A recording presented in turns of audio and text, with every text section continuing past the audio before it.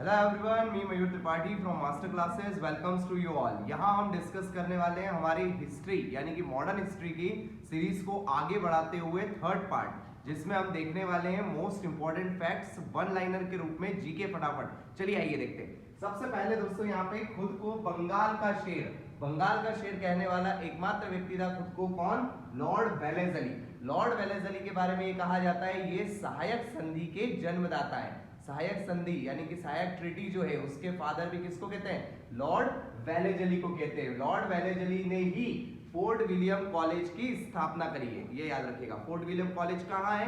कैलकाटा में, जिसकी स्थापना लॉर्ड वेलेजली ने करी है। नेक्स्ट पॉइंट यहाँ पर अगला है, भारत में द्वैत शासन। द्वैत शासन को बोलते हैं दोस्तों ड्यूल गवर्नेंस। ड्यूल गवर्नेंस जो स्टार्ट किया था वो किसने स्टार्ट किया था? तो वो रॉबर्ट क्लाइव ने स्टार्ट किया था।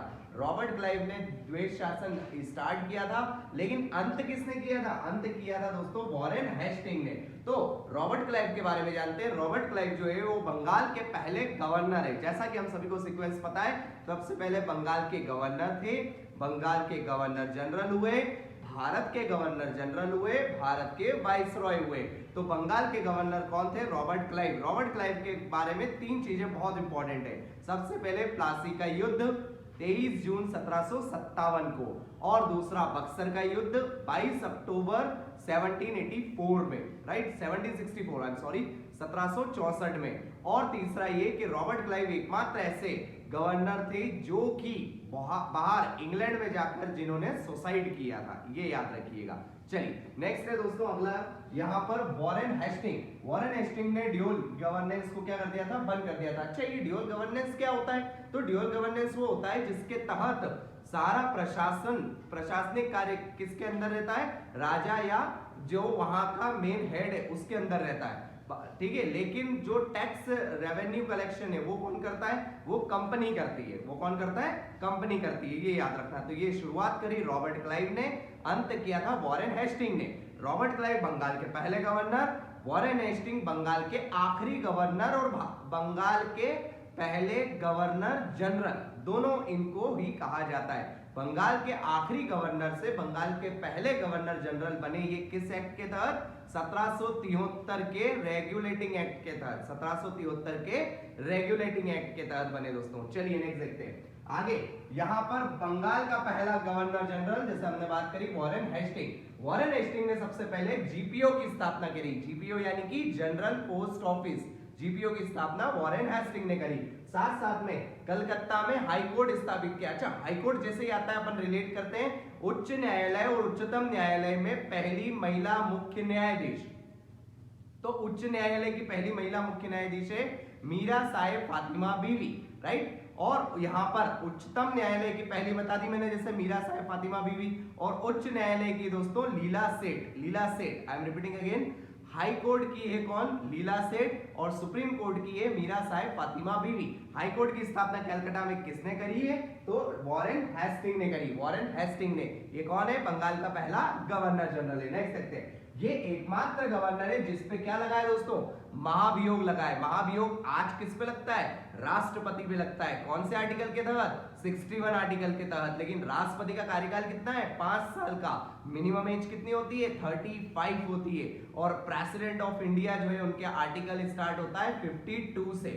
52 से लेकर के प्रेसिडेंट के आर्टिकल चलते हैं कंटिन्यू कहां तक? 61 तक। जिसमें रैंडमली अगर इंपॉर्टेंट देखें अपन तो 56 पे प्रेसिडेंट का टेन्योर आता है, 57 पे प्रेसिडेंट का वापस से री इलेक्शन आता है, 58 पे प्रेसिडेंट का क्वालिफिकेशन आता है, 61 आर्टिकल में इंपीचमेंट आता है जिसमें राष्ट्रपति को हटाने की प्रक्रिया शामिल है। नेक्स्ट देखते हैं अगला है दोस्तों स्थायी बंदोबस्त। इसको बोलते हैं permanent settlement. Permanent settlement start किया था दोस्तों किसने? लॉर्ड कॉर्नवालिस ने।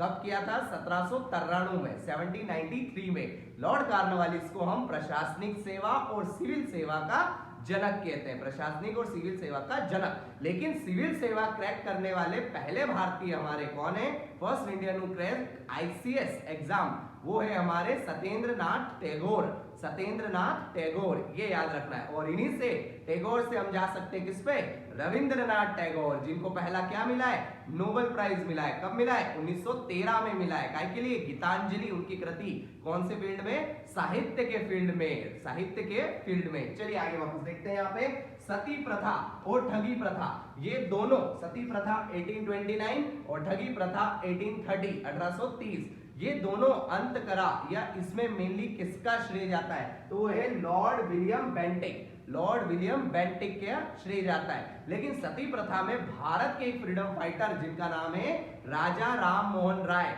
इनका भी बहुत ज्यादा योगदान है। राजा राम मोहन राय का भी सती प्रथा में बहुत ज्यादा योगदान है, ये याद रखना है अपने को। राजा राम मोहन राय ने किसकी स्थापना की, ब्रह्म समाज की स्थापना की। राजा राम मोहन राय ने ब्रह्म समाज के साथ आत्मीय समाज का भी स्थापना किया है, लेकिन आर्य समाज की स्थापना दयानंद सरस्वती है। राजा राम मोहन राय में राजा एक टाइटल है, जो किसने दिया, अकबर द्वितीय ने दिया है इन्हें टाइटल। अच्छा, तो सती प्रथा और ठगी प्रथा के लिए हमारे कौन से वाइसरॉय आए, तो लॉर्ड विलियम बेंटिक आए। लॉर्ड विलियम बेंटिक ने क्या क्या किया है, तो एक और चीज, ये भारत के कौन है, गवर्नर जनरल, भारत के पहले गवर्नर जनरल। तो यहाँ सीक्वेंस क्या बना, एक बार रिपीट करते हैं। बंगाल का पहला गवर्नर बन गए हमारे कौन, लॉर्ड क्लाइव। बंगाल के आखिरी गवर्नर बन गए आपके वॉरेन हेस्टिंग। बंगाल के पहले गवर्नर जनरल भी बने वॉरेन हेस्टिंग, लेकिन भारत के पहले गवर्नर जनरल बने लॉर्ड विलियम बेंटिक। इनके काल में एक और बहुत इंपॉर्टेंट घटना हुई, क्या कि शिक्षा के क्षेत्र में, एजुकेशन के क्षेत्र में अंग्रेजी को कंपलसरी माध्यम बना दिया गया। किसकी अनुशंसा पे, लॉर्ड मेकाले की अनुशंसा पे, लॉर्ड मेकाले की अनुशंसा पे। आगे देखते हैं।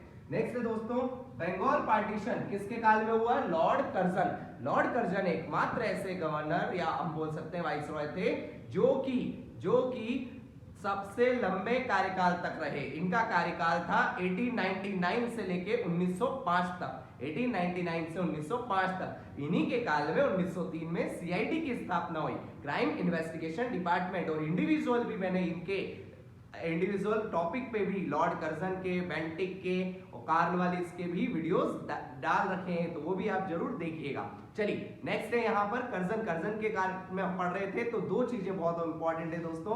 पहला तो कौन सा, बंगाल पार्टीशन, और दूसरा आरआरबी की स्थापना। बंगाल पार्टीशन 1905 में हुआ और आरआरबी की स्थापना भी 1905 में। ये कौन सा आरआरबी है, ये है railway recruitment board. Railway recruitment board किसके काल में, लॉर्ड कर्जन के काल में, ये हमें ध्यान रखना है। नेक्स्ट चलते हैं आगे है दोस्तों, नागरिक सेवा में फर्स्ट टाइम कॉम्पिटिटिव एग्जाम किसने स्टार्ट करी। नागरिक सेवा में first time competitive exam start करने वाले व्यक्ति हैं दोस्तों कौन, Lord Dalhousie. Lord Dalhousie, Lord Dalhousie के काल में बहुत सारी इंपॉर्टेंट घटनाएं।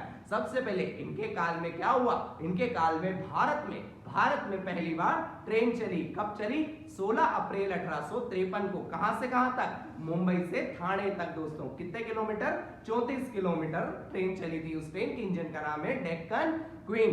इसीलिए हम 16 अप्रैल को रेल दिवस के रूप में सेलिब्रेट करते हैं, रेल दिवस के रूप में सेलिब्रेट करते हैं। तो ये तो भारत में चली, लेकिन विश्व में भी याद रखना है 1825 में पहली ट्रेन विश्व में चली थी, ये हमें ध्यान रखना है। साथ में लॉर्ड डलहौजी ने अपनी ग्रीष्मकालीन कैपिटल शिमला को घोषित किया था।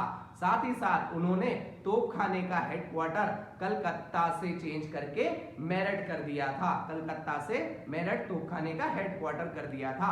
और सेना का हेडक्वार्टर दोस्तों शिमला बनाया, इसलिए उसको ग्रीष्मकालीन कैपिटल भी बनाया। साथ में इन्हीं के काल में फर्स्ट टेलीग्राफ लाइन स्टार्ट हुई थी। पहली टेलीग्राफ लाइन, जिसको हम हिंदी में तार के नाम से जानते हैं। पहला डाक भी जो है इन्हीं के काल में स्टार्ट हुआ था। साथ में हड़प नीति की शुरुआत, जो कि मोस्ट इंपॉर्टेंट है, जिसे हम अंग्रेजी में डॉक्ट्राइन ऑफ लैप्स के नाम से जानते हैं। जिसमें क्या होता था, कोई अगर राजा है, उसका अगर राजकुमार उस वंश का नहीं है, तो वो सीधे कंपनी के अधीन आ जाता था। तो इसमें यहाँ पर सबसे पहला जो एरिया या जो राज्य उन्होंने हड़पा था वो था सतारा। सतारा कहाँ है, महाराष्ट्र में। महाराष्ट्र की कैपिटल है मुंबई। मुंबई में हमारा आरबीआई का हेडक्वार्टर है, रिजर्व बैंक ऑफ इंडिया का। फाइनेंशियल कैपिटल भी मुंबई को बोला जाता है। नेक्स्ट देखते हैं, देखते दोस्तों, बंगाल में भयंकर अकाल और पंजाब का कूका विद्रोह। पंजाब का कूका विद्रोह ये किसके काल में हुआ? तो लॉर्ड नॉर्थब्रुक के काल में हुआ। किसके काल में? लॉर्ड नॉर्थब्रुक के काल में हुआ दोस्तों। Next, vernacular press act. Vernacular press act में भी वही दो चीजें, जैसे हमने द्वेष शासन के बारे में पढ़ा कि स्टार्ट अलग ने किया, अंत अलग ने किया, तो वैसे ही वर्नाकुलर प्रेस एक्ट स्टार्ट किसने किया दोस्तों? तो लॉर्ड लीटन, लीटन। लेकिन वर्नाकुलर प्रेस एक्ट समाप्त करने वाले हैं लॉर्ड रिपन। अच्छा, लॉर्ड रिपन ने अगर वर्नाकुलर प्रेस एक्ट समाप्त किया तो उन्होंने स्टार्ट क्या किया?